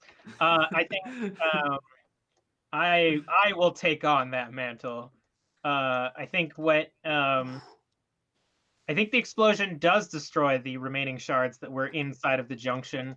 Not any various like random ones that were out in the city still survive, and they're gonna have a rude awakening. But I think what happens is when the shards in the junction get destroyed, we kind of get a quick cut back to the cascade, where they can actually feel as the large group of shards are being destroyed, and we kind of are left with this like, are they going to retaliate or what's going to happen with them? Ooh, does Spencer experience anything when that happens? Ooh, that's true. And then Amber consoles him because they are officially shipped. It's canon. Yeah. Is the ship in capitals? Yeah. Yeah, words. They connect hair tendrils. No. Okay. I'm going to address the junction, and they take big time credit for this explosion. Of course. Ooh. Nope, I don't think anybody besides them knows if they actually did it, but they're like, yeah, we did that. We ridded the city of these horrible overlords. And using that, they start trying to push up against like the flame wardens, like assumed position of power by using that, just by saying like, yeah, we did that, we're in charge now. I don't think it's working, but they're trying it. It's not working. They're not like chased out of town, but they've got work cut out for them essentially to actually take over. You get it. I hope. Yeah. Yeah. Love it. Let's see. I feel like we can kind of get rid of the card that says Derek's patience is waning. Derek is waning. Derek's patience is dead Yeah, I think that's fine. until next time. I think the Kindle Hearths we have left undone, and And the the Flame Wardens Flame host Quelching. Quelching events. It's an event, so that's it wasn't ongoing. I don't think. Right. Or maybe think- maybe it is because it says events. That actually we can leave that open. If you want to close that, that's fine. I've got an idea for that maybe. I actually am going to address the Kindle Hearts. So we talk about this explosion that happens. I mean, I don't think closing a giant hole in a dome is a quick repair.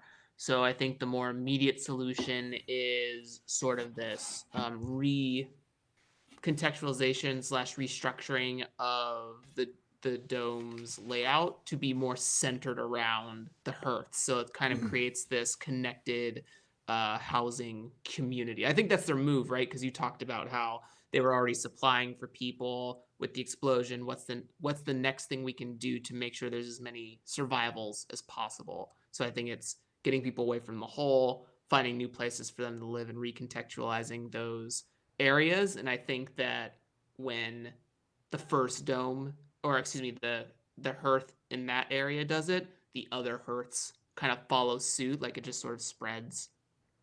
So they become sort of what do you call that? City, like a community center. A hub of like Hub. a hub of City life. a hub of city life. What is that? What is that? When you bunch of stuff together, bunch of stuff. I'll find the word, but that's my thing. Farmers market. They all kind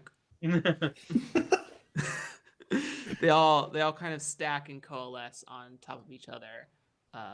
Cool. Ooh, community stacks on the hearths. I'm gonna resolve this chart over here. I got a great idea for what happens. Am I right? Is this the Flame Wardens thing? The only thing that we have left to go? I think so. Yeah. I think that the lords still have to be covered, which I've got. Oh yeah, the lords. The quelching. Cool. I guess it's true. We have to deal with their fallout. So I think what we see is a scene where the Flame Wardens have called everybody to bundle up and make their way to the junction, like into this rubble and these remnants, and they've taken kind of the basic elements of the quelching, like the quelching ceremonies that they do between individuals, and they've brought that together, and they've invited leaders of all the remaining factions together in an attempt to have one final quelching ceremony. So I think we see this big quelching event taken care of. I mean, at this point, it's largely them and the Lord. So actually, I think what I'd like to do is just leave open that event is happening as the resolution. Maybe we kick it over to Kelly to talk about the Lord specifically, if and what Sure. their response to that is. Yeah, I think because with all of the factions going up against the lords, Derek sort of becoming unhinged. I think the lords were at risk of just like being decimated and disappearing, but I think whoever did the explosion did them a favor, because now people are so distracted by like uncovering that mystery that the lords can kind of like regroup and reorganize themselves. So we kind of have this like pseudo shady, shadowy organization that's rebuilding strength now in the city, as all these other factions are sort of like unifying and creating peace and stuff. The end? Question mark. That's That's awesome. Is there a end of game mechanic or process that we walk through, or is it you just decide if it's your last? I think that's as of now, no, there's not. So Just the I final would generation. love maybe then for us to do maybe one more glimpse at the very Ooh. end of the game. Kind of, I think this glimpse being a summation of kind of where we see what we like us maybe narrating a sentence each of the action. Does that work? Is that okay? It's a cool Yeah, one. I actually kind of like that a lot. So Like, then, instead then of a it glimpse would be elsewhere, it you would get be a your glimpse. turn, Adam. Okay. Oh shit. Plan. Oh, I like that idea. I like that. Oh no, never mind. It's a horrible idea. Like, this is why I make games that have world building in it, so I don't have to do it. Right. Yeah. It's so hard. With you. So we're doing like a glimpse instead of elsewhere, a glimpse of the community, just to close it out, right? Yeah, 'Cause yeah. I think a glimpse that's of what the I like a community lot is to the throw idea. in Yeah. here. A glimpse here. So we get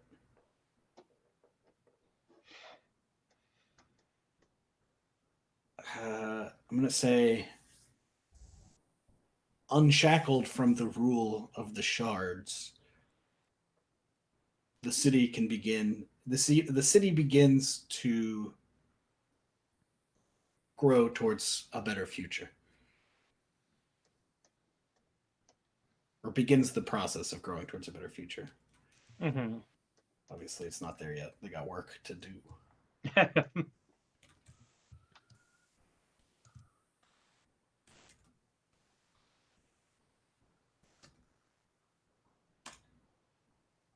I'm out.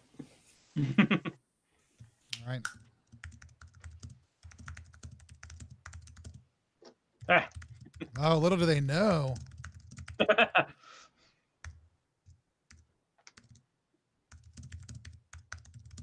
Much still hangs in the balance. Hashtag the warming. Little do they know that much still hangs in the shadows and beyond the horizon.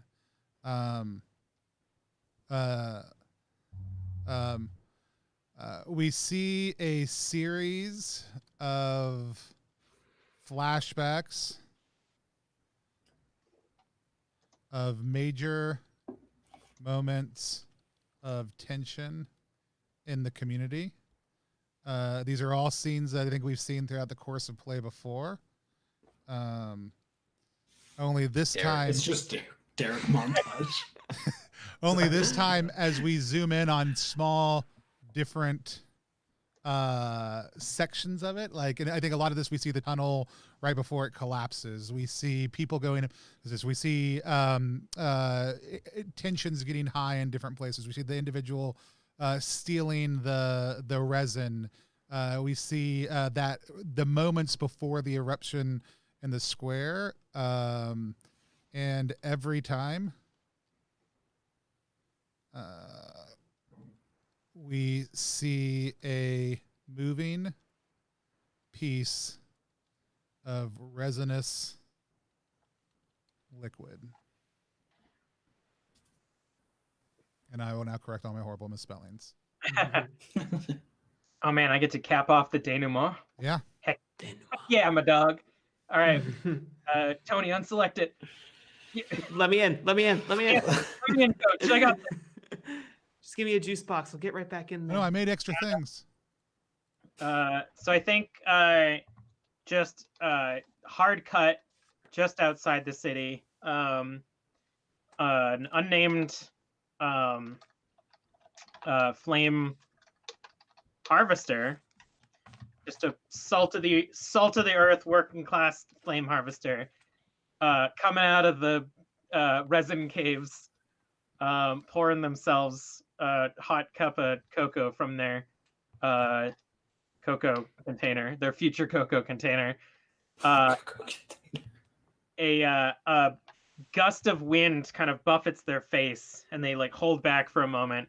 And as the wind subsides, they look out down at the ground, and a small sapling is growing out of the ground. Ooh. Love it. Awesome. We end on growth. And this was our game of Grasping Nettles. I had an absolute blast. This is the thing. We do a thing here on +1 EXP that's called Reaction Roll. So Reaction Roll is a live stream within a live stream. It's our chance to sit down with the creator of a game that we just played. You guys like that? Is that you enjoying that? Now I got to say it all over again. Reaction Roll is a live stream within a live stream. It's our chance to sit down with the creator of a game that we just played and talk about what our thoughts about the game were, and then ask them questions about the development of that game, what their plans are for it for the future, and just chat about what our thoughts were.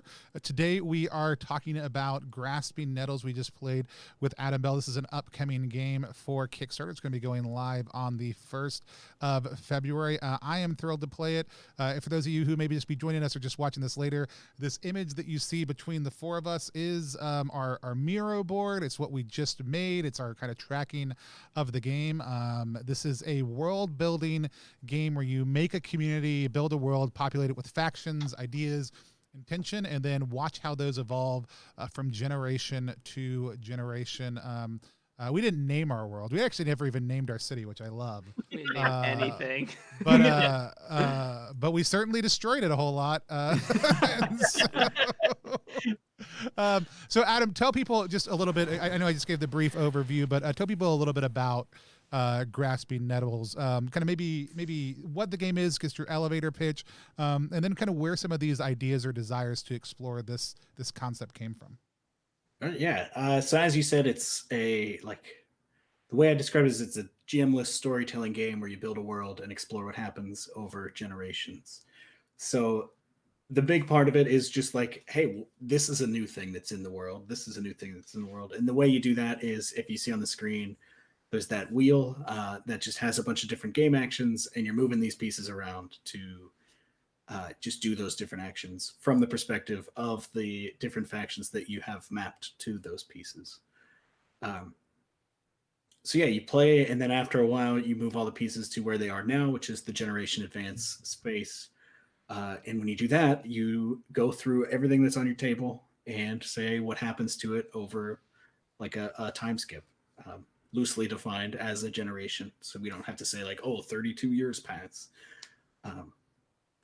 Yeah, and by the end of it, you just have like a history and hopefully a narrative that has unfolded. That's awesome. Which we did that.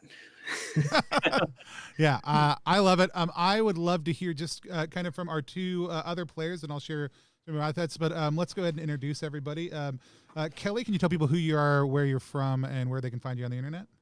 Yes, my name is Kelly. You can find me at the Mindright on Twitter. Also, Vancouver by Night, which is a Vampire the Masquerade actual play. I'm also occasionally on my partner's actual play 5th edition stream called Tabletop Titties with double D's. And Drinking and Screaming.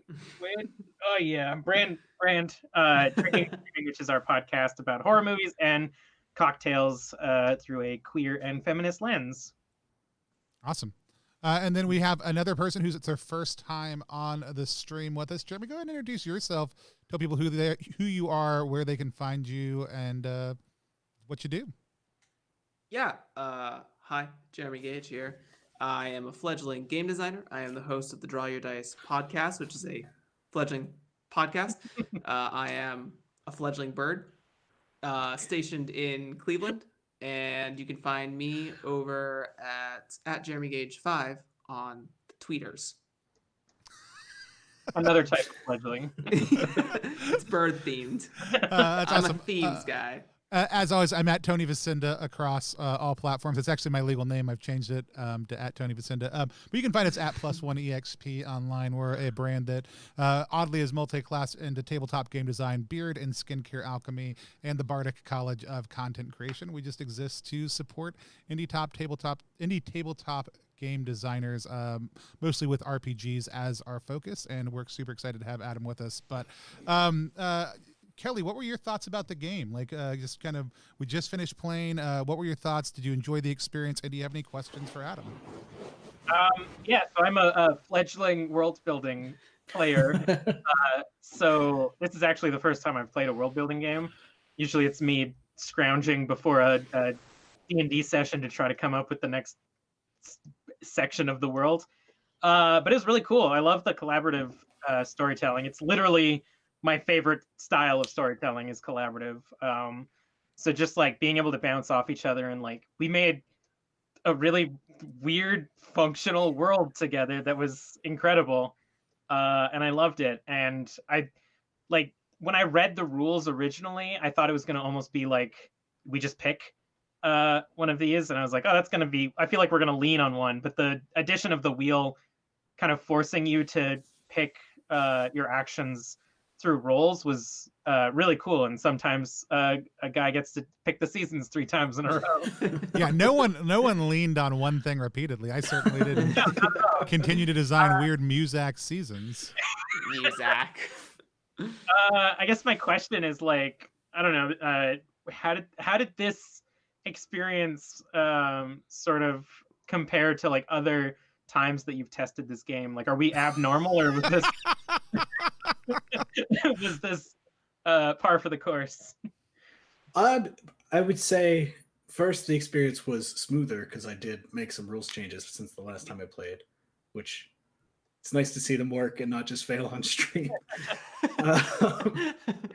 But it was, I think, fairly, I mean, not standard because nothing like this happened in the other ones, but like definitely the feeling of it, of something cool and weird emerging, and like people latching onto certain bits of the world, but everybody kind of picks a different thing, seems to happen every time, which is good because that kind of drove the story forward in a fun way. Yeah, love it. Any other questions, Kelly? Not really. I'm like, I'm sort of doing that thing where I'm like, I don't know what to ask about storytelling game or like world building games, but I mean, this game, if anything, has made me want to go find world building games and get involved in that kind of like that genre of tabletop RPGs. So your game is the stepping stone Ooh. for me now loving the genre, and I'm really excited for when it comes out because I want to keep playing it, and I'm gonna miss our unnamed city that we never fucking gave a name to. Thank you for that. Yeah, thanks for saying that. If you want just some brief recommendations, things like I'm Sorry, Did You Say Street Magic is a great game about building a city. Microscope is a game about building a big timeline. There's a lot of them. The Quiet Year is a classic, really good one. Yeah, there are more, but I blanked. Yeah, awesome. It's absolutely one of my favorite genres. I was so super excited that we were able to play. But Jeremy, let's hear from you. What were your experiences of playing? What were your thoughts? Do you have any questions for Adam? Yeah, it's good.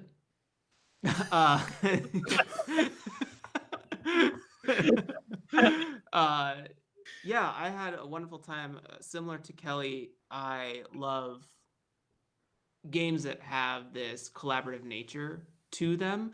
And I guess what I mean more keenly is that there's always this bounce back. You're always kicking the can to another person instead of some more, I don't know, maybe more game focused games where someone's kind of like driving maybe most of the session due to personal ones or table ones or something like that. Like, it's not really like a group vibe situation. It's like, I'm the driver of the car today sort of thing. And I think that your game also, you mentioned earlier, this is piggybacking off that same thing. You mentioned earlier that you're not really like a world builder, but you facilitated a lot of good world building thoughts in your spaces, right? Like I think you're thinking about the right pieces of how to construct a world and to think about history. Cause like as I create history things for whatever games I'm working on, I always struggle with like, and what happens next? The sun blows up. I don't know. So on both of those fronts, I think you've established a strong sense of the collaborative effort between multiple people. So getting those perspectives, because you can only create so much by yourself in some vacuums. And I think you also established good world building questions. And my follow-up question or true question for you is that this felt very smooth, as you said, to me as well. I'm wondering, like, what are you thinking about changing moving forward, if anything? Like, did you have any thoughts while we were playing as the designer to, like, I wish this was like worded a little better, not just like typo things, but like, I wish there was maybe this move in here, or maybe this move isn't necessary, something to that effect. I like your designer insights. So definitely going to add that glimpse thing to the end. like just do a glimpse of your community to cap it off. I think that was a really good idea. Um, I think a lot of the wording on the reference sheet, like I don't think people really use it much, but a lot of the wording of the actual rules, I think, will be worked on just to bring forth what naturally happens anyway. Because I mean, they're all fairly straightforward anyway, so it's not. The wording on that I think is important to get right because that's game design. But yeah, I want those to feel as natural on the page as they are like in play, I guess. But apart from that, I don't know if there's much else that I'm gonna change at this point. It feels like it's working how I want it to, which is a good feeling. Yeah, love it. Any other questions, Jeremy? No, that was my main question. Insights. If you're out there watching us live and you have a question, you are welcome to drop it into the chat, and we will happily ask Adam that also too.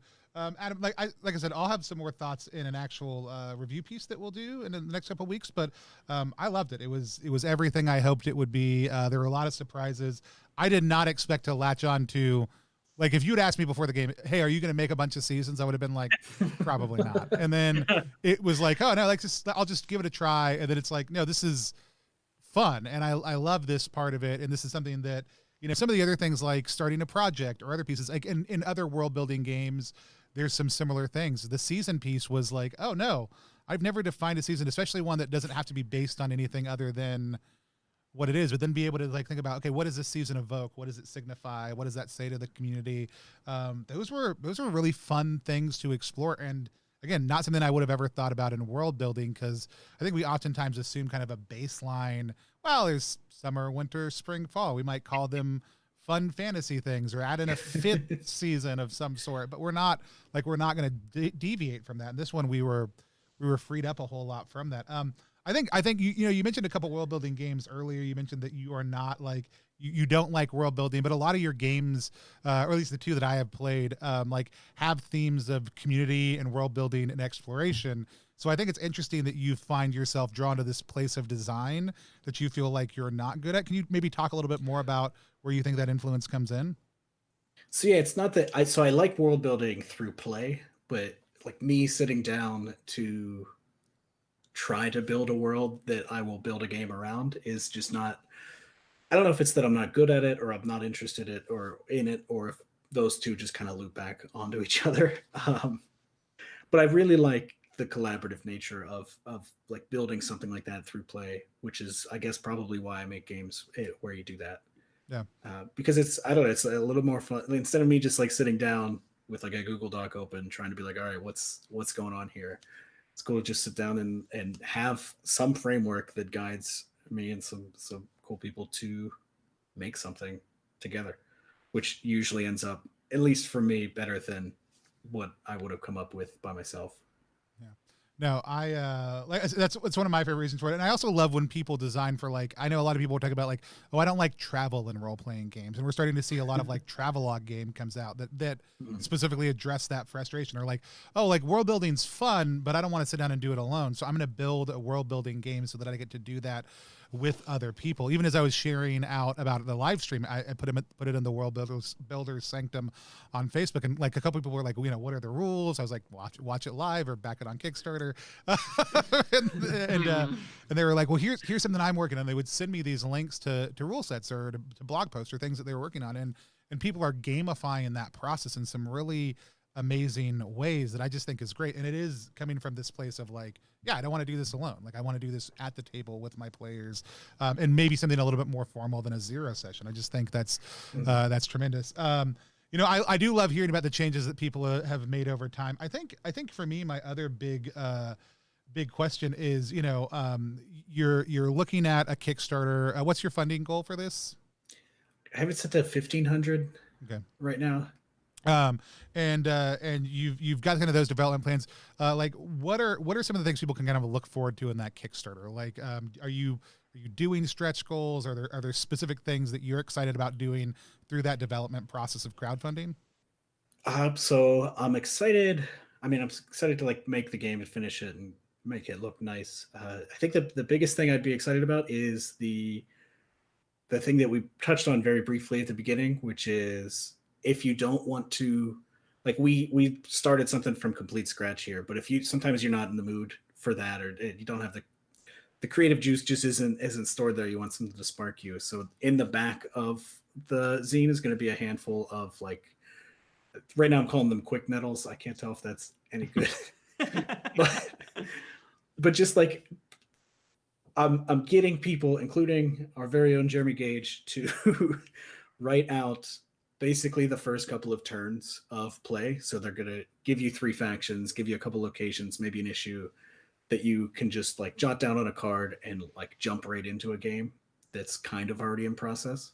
Nice. And then take it from there. I think I currently have it. So you take what they wrote and then you do a next generation immediately to immediately start making it your own and look forward to seeing what happens there. I love that. I also love that you've cracked the one thing that I hate about world building games. I feel like, and maybe I'm wrong, it doesn't feel like you have to stop playing Grasping Nettles at any point. Like, Yeah. you can go from Infinite. generation to generation to generation to generation. Like you could play a campaign of Grasping Nettles, for lack of a better term, which I don't know that there's any other world building game that I've played where you have that kind of open ended. There is no cap to this experience. Oh, that's cool to hear. Yeah, it's not a question so much as a statement. I'm just like, I guess my question is, can you think of one? Because I can't. Like, they almost all just draw to an end, and you've left it with a take this as long as you want to take it.